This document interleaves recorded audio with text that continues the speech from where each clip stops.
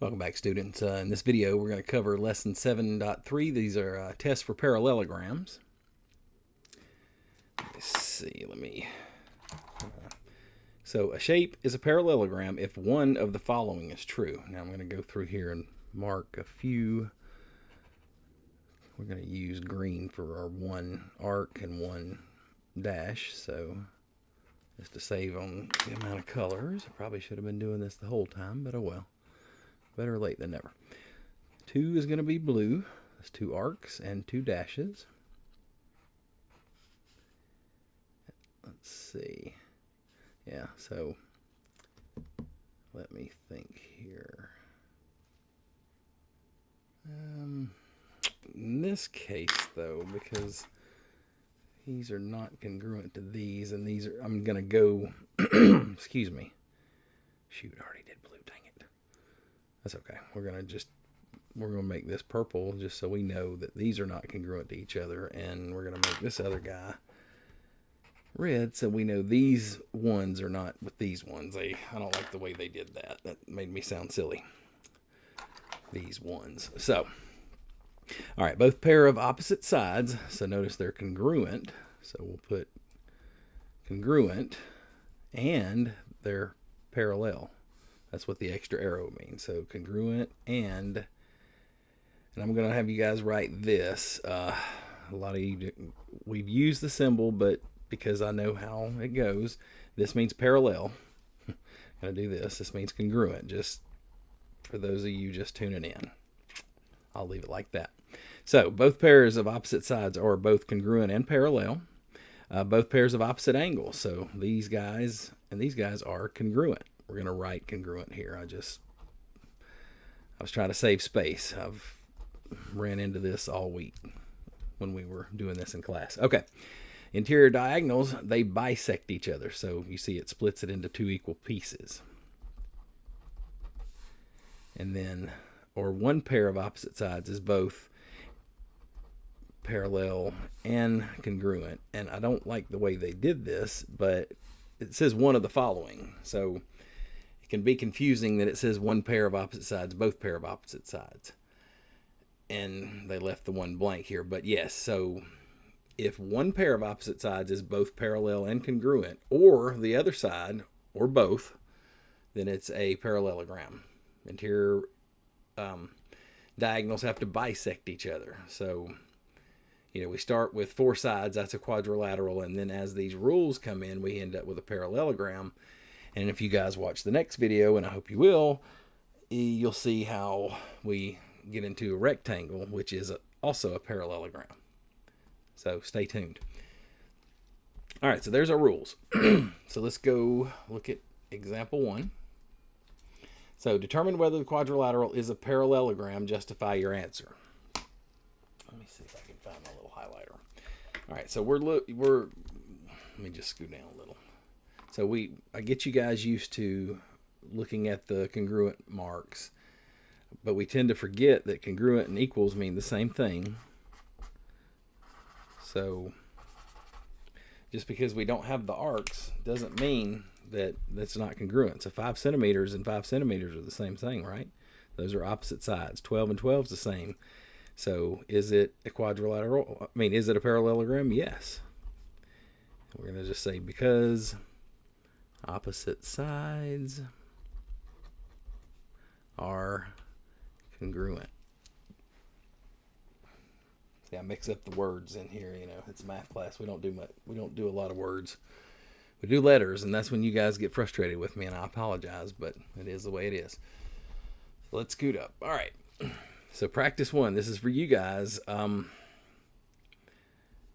Determine whether the quadrilateral is a parallelogram. Justify your answer. So remember, it has to be one of these. But when you're talking about the opposite sides, they have to be both parallel and congruent. Or the opposite angles are congruent. So try that out. If you have questions, let me know in the comments or send me a message on Focus or on Teams. All right, example 2. So this is the I do practice. This is the you do. So the top of the eraser appears to be a parallelogram. Find the values of x and y so that the side of the eraser is a parallelogram. All right, so two things here. Find x and y. We cannot find x and y at the same time. So we're going to find x, we're going to find y. If you notice, so one of the rules above was that opposite angles are congruent. So that would mean we would put this equal to this. You see they both have y. And then this guy equal to this. So one has x, one's the number, but our terms are together. So let's do, so 56 is going to equal 7x because congruent and equals means the same thing, and it wants to solve for x. So divide both sides by 7. 56 divided by 7 makes x equal to 8. All right, so now the other side. Change colors. So 4y plus 4 is going to equal 5y minus 26. Because again, these two are equal, these two are equal. If it's a parallelogram, and that's what we want. So let's solve for y. So 4 is smaller than 5, so I like to do it this way. So these are going to cancel. We got 4 here, we got equals. 5y minus 4y makes just 1y, or y. And then the negative 26, he hadn't been messed with, so he comes straight down. All right, so we're going to add the 26 to both sides because it's a negative 26. So these cancel, and you're left with y equals 26 plus 4 is 30. We'll just write it over here to the side that y equals 30. And I want to add that opposite angles are congruent. And in case you forget, so it's going to be like that. The y's are here, the x's are here, or vice versa. But that should help you out if you don't remember. Speaking of whether you remember or not. So, practice 2, at the bottom. Find the values of x and y. You can't find them at the same time, so if you're listening, that's good for you. If you're just taking notes, you can't hear what I'm saying anyway. So you're going to make this quadrilateral a parallelogram. So I have the answer just above the parallelogram. The opposite angles are congruent, so solve for x, solve for y. I'm going to flip over.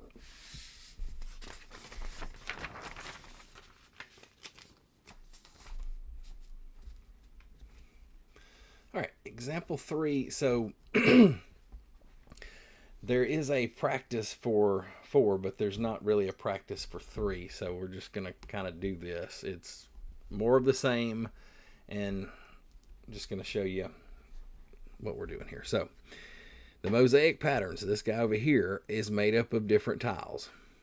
All right, so part A, find the values of x and y so that the tile is a parallelogram. So remember, opposite angles are congruent, opposite sides are congruent. Notice x with x, y with y. All right, so part B says select which theorem you used to solve for x and y. So we're going to do it, and then we'll look down here, but you'll see it says both pairs of opposite sides. So if we solve for x and y, it would be A, but they also say opposite angles, which is true, but we're not doing angles. Diagonals bisect each other, great, true. However, they're not there, and we're not talking about them. And then D is one pair of opposite sides is parallel and congruent. See, there's the symbol again. We can prove that they're congruent, but we can't prove they're parallel. So that's why it is going to be A. But so let's do. We got 4y minus 9 at the top. It's going to equal the guy at the bottom, which is 2y plus 5. I'm going to draw a line, switch pens, and then so the left is 3x plus 4, which is going to equal the right. It's a 4, not a y. 5x minus 2. So since I've still got the blue pen in my hand, and it's the x's, we'll start there. So 3 is smaller than 5. I like to go that way unless there wasn't a number here. Then if it was just 5x, then I would say subtract the 5x over, well, never mind. If there was not a number here, excuse me, then you would move 5x over because negative 2 would be there and the two negatives would cancel out. But anyway, we're going to subtract 3x from both sides before I confuse everybody. These cancel. 4 comes down. Equal sign comes down. 5x minus 3x is 2x. Then the negative 2 comes down. All right, now plus 2, those cancel. So 4 plus 2 is 6. 2x comes down. So 2x equals 6. We divide both sides by 2. And x is going to equal 3. Okay. Excuse me. All right, so back over here. So 2 is smaller than 4, so 2y both sides cancels. 4y minus 2y is 2y. Minus 9 comes down. We didn't touch him. And then over here, the plus 5, or just 5, comes down. It's a terrible 5. All right, so negative 9 means we're going to add 9 to both sides. These cancel. So we're left with 2y equals 5 plus 9 is 14. Now we got to divide both sides by 2. We're going to run out of room. We're going to say that y equals, so 14 divided by 2, or 14 halves, is 7. So y equals 7. And as I said down here, it's this because both pair are congruent. And that's why it's that. Okay. That's why it's a parallelogram. All right, example 4. Determine if quadrilateral FGHJ is a parallelogram by using the midpoint formula. So, and I'm gonna try this again because I think I've messed it up a couple of times. But let's see. So, we're gonna plot our points. So remember, x is left and right, y is up and down. So we start with x, so -1, -2. So let's just go, f is -2, comma, 1, 2, 3, 4. We went up, that's positive. Just a little refresher. All right, g. So it's to the right, so this is positive 1, 2, 3, 4. G, positive 4, comma, up 2, so positive 1, 2. Remember, left is negative, down is negative, right is positive, up is positive. All right, so H. So H is positive 1, 2, 3, 4, comma, and then we're going down, so it's negative 1, 2. All right, J. So J is -1, 2. Notice it's bottom left. These are negative, so both of these will be negatives. So that was -2, and then it goes down 1, so it's -1. Excuse me. So, to use the midpoint formula to figure out if this is a parallelogram, the diagonals have to bisect. So, we're going to write this over here. Diagonals must bisect.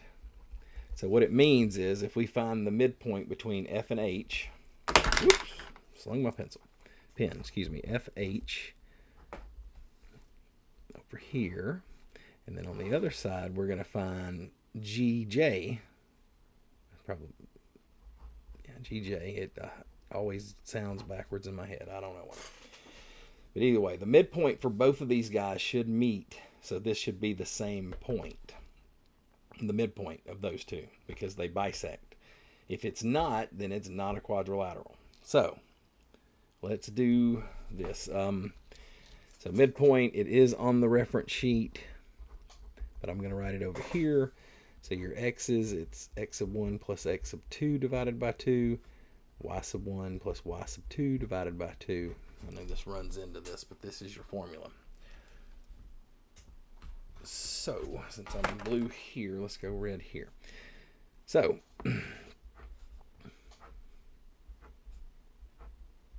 my x's, F and H. X is, so -2 plus 4.